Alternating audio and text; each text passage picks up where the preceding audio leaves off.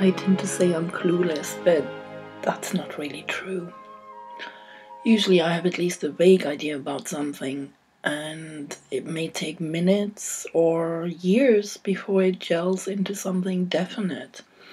Some vague ideas end in learning a new skill, like building a website or using iMovie, and others lie dormant, and then they suddenly surface wide awake and force me to take a good look at my life.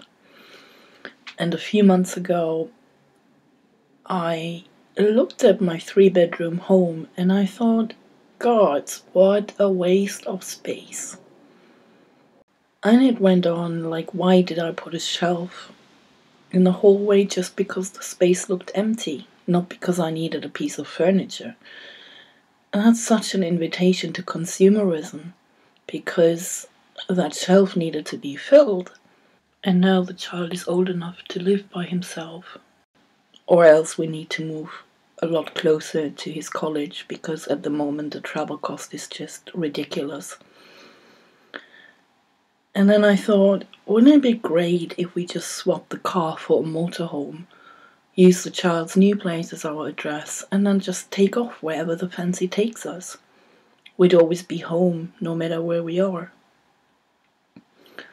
That idea grew on me, and I just had to share it.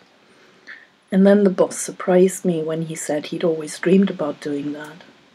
And for me, that was enough to start there and then with downsizing. I packed bags and bags of stuff I no longer need. You'd think in the course of about 4.5 years since we've been back in England, there wouldn't be a whole lot, but it looked huge at the beginning.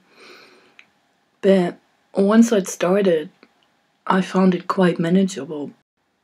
So now, about 6 months later, we're getting ready to hand in our notice for the house, move to a small place closer to college, and the boss just started a contract in Ireland, so I'll be joining him sometime next month, and I'm really excited about that, because I've never been there and I just love checking out new places, and there's so much to see.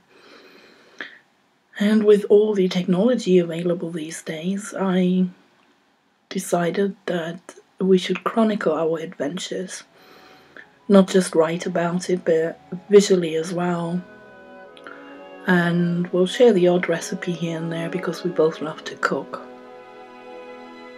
And that's it for today. See you next week.